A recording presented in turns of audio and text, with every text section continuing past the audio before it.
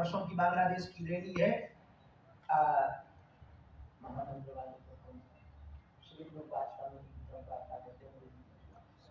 ISKCON ban bye ISKCON को बंद करो।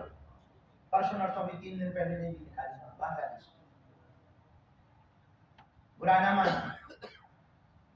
1947 में जब भारत आजाद हुआ था तब वो 6% थे, आज लगभग 20 तो हो गए। जिस दिन वो 40% हो जाएंगे उस दिन ना आप इन्फ्लुएंसर बचेंगे, ना कदपत बचेगा। 10 लाख लोग जिस दिन सड़क पे आ जाएंगे, कोई सेना उनको गोली मार नहीं सकती। कितने को मार, और वो सब हथियार तो तुम कुछ ना कर पाओ। 9 राज्यों में आप अल्पसंख्यक हो गए। असम में छठ पूजा कहाँ बैन हुई? असम में। ये बातें हम बता करके आपका मोरल डाउन नहीं करना चाहते, हम भविष्य बताना चाहते। भविष्य तो नहीं हम जानते, अंदेशा बता रहे हैं, ऐसा ऐसा हो रहा है। कल को दिन दूर नहीं, आप लोग अपने लिए खूब टाइम निकालते हो, खूब उसके लिए टाइम निकालते हो, वीडियो बनाते, सब कुछ करते हो। भगवान करे आप दिन गुना रात चौगुना करो, बस 1 घंटा हो सके तो हिंदुत्व के लिए टाइम निकालें। जय श्री राम। आपकी एक पोस्ट से बहुत हिंदुओं को बल मिलेगा। जरूरी नहीं आप हमारी पोस्ट डालें, हमारे जैसे लाखों लोग हिंदुत्व के लिए काम करते हैं गांव गांव, उन सबकी थोड़ी थोड़ी आप मदद करें।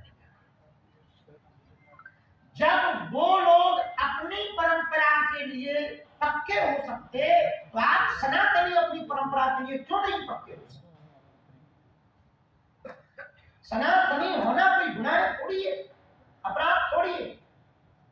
हमको एक बहुत अच्छे सज्जन है, वो हमारी ऑन कैमरा वो हमको प्रदान करते हैं, बहुत अच्छे पत्रकार हैं।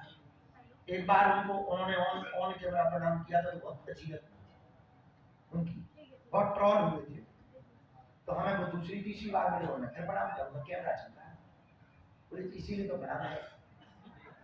उन्होंने नहीं, पिछली बार आप बहुत ट्रोल हो गए थे। तो उन्होंने एक बहुत अच्छी बात की, वो हमको बहुत प्रिय है।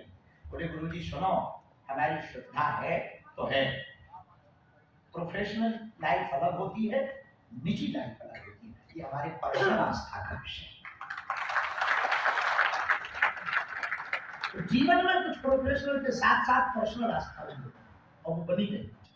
और यदि किसी हिंदू के अंदर, वो चाहे राजपीठ पर बैठा हो या किसी आधिकारिक पीठ पर बैठे हुए अधिकारी है, राजपीठ पर बैठे हुए नेता है, अथवा कोई पत्रकार जगत में विराजमान होने वाले एंकर संपादक करने वाले लोग हैं, सबसे हमारी कर्तव्य प्रार्थना है, आप अपने कर्म को महत्व तो दो, कर्म का फर्ज तो निभाओ, पर जैसे ही कर्म का फर्ज निभ जाए तो कम से कम अपने धर्म का भी तो फर्ज निभाओ।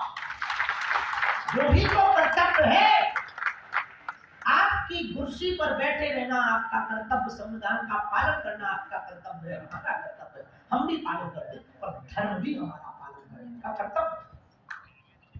वो यदि तुम पालन नहीं करते तो आप अधार्मिक नहीं है। ये नहीं हम कह सकते कि आप अधार्मिक हैं, इतना कह सकते हैं आप धार्मिक नहीं। अब से समझ जाओ आप क्या। एक बात और सुनो, भगवान कृष्ण ने कनिष्ठ नदी पर पर्वत उठाया, छोटी गोवर्धन पर्वत। ब्रजवासी तो सब भोले भाले थे ही, हमारे जैसे लोग। तो काऊ ब्रजवासी ने लकड़ी लगा ली, लठिया लगा ली, ऊंचे पूरे ब्रजवासी हथे से काऊ ने कंधा लगा दो, काऊ ने थपड़ दिया। अब पर्वत उठ गया। तो 2-3 दिन जब हुए तो 2-3 ब्रजवासी ठाकुर, अच्छा जिसका कंधा दर्द करे तो दूसरा कहता तुम सो जाओ, हम लगा काऊ लठिया वालों, और कोई ब्रजवासी ने 2-2 लठिया लगा दोनों हाथों से। अब पर्वत उठ गया, इंद्र पानी बरसा रहा था, हाहाकार तो मची थी। 2-3 दिन बाद ब्रजवासी ठाकुर जी के पास गए, हे नंदनंदन, हे यशोदानंदन, छोटा सा शरीर है आपको, बालक बहुत छोटे से हो, 3 दिन हो गए, न तुमने कुछ खावा न तुम सोया, एक काम करो, हमारे पर्वत पकड़े हैं, तुम सो लो। ठाकुर जी बोले नहीं भाई, ठीक है, ठीक, बच्चा बीमार हो जाए, भाई डायरिया हो जाए, आदत हो जाएगी, पेट खराब हो जाए, खाओगे पियोगे नहीं, सोओगे नहीं, बीमार पड़ जाओगे, बुखार ताप चढ़ जाएगा, ज्वर चढ़ जाएगा, क्या सो जाओ, तुम क्या समझ रहे, तुम पर मत उठाए, उंगलियां ना धरो, देखो ये देखो पकड़िया नीचे अक्कर बात उठाए, बोले नहीं कोई बात नहीं, हम समझते हैं आप लोग उठाए, पर हम ठीक है, अच्छा लग रहा है। अरे बोले क्या खा अच्छा लग रहा है, हर वे कहीं ये वाला पैर इस पे दर्द है, ये वाला पैर इस पे दर्द है, अभी हाथ पांव में सूजन आ जाएगी। नन्हे से बच्चे हो, जब भगवान ने खूब मनाया, जब नहीं माना तो भगवान बोले संभाल लो। ब्रजवासी बोले ऐसा लग रहा है जैसे तुम ही संभाल। भगवान बोले नहीं नहीं नहीं संभालना। भगवान ने उंगली खिसकाई नहीं, तनाव सी टेढ़ी करी, और जैसे ही टेढ़ी करी सो 2-3 इंच पर्वत नीचे आ गया। तो लठिया जो लगी थी वह टूट गई, कंधा टूट गया, जो सिर लगाए थे वे झुक गए, चिल्ला पकड़ो पकड़ो पकड़ो, लाला पकड़िए पकड़िए पकड़िए पकड़िए। ठाकुर जी ने फिर सीधी कर दी, फिर ठाकुर जी बोले गाओ।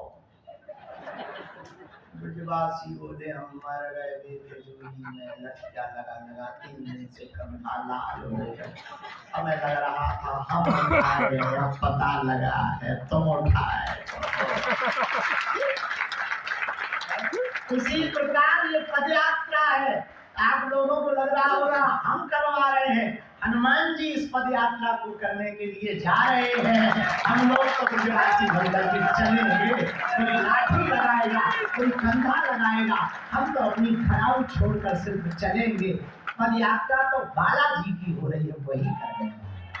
जय श्री राम। जय श्री राम।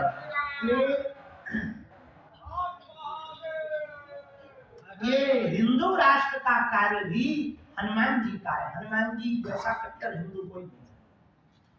अब आप कहोगे क्या कंट्रोवर्शियल बात है, नहीं हनुमान जी सबके हैं, ये नहीं कह रहा है कि केवल हिंदुओं के, नहीं सबके, जो माने उनके। अब बात वो तो बात कहने चाहिए,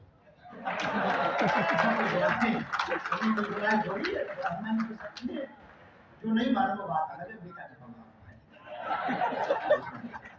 हनुमान जी तो सबके हैं। और हनुमान जी जैसा कोई सनातन प्रचारक कौन होगा जो लंकापति राम नाम का ढंका एकमात्र हनुमान जी। उन्हीं हनुमान जी का पहली पदयात्रा बागेश्वर धाम से ओरछा तक की थी। अब आप लोग पूछोगे कि आप पदयात्रा क्यों करते हो? भारत यात्राओं का देश है,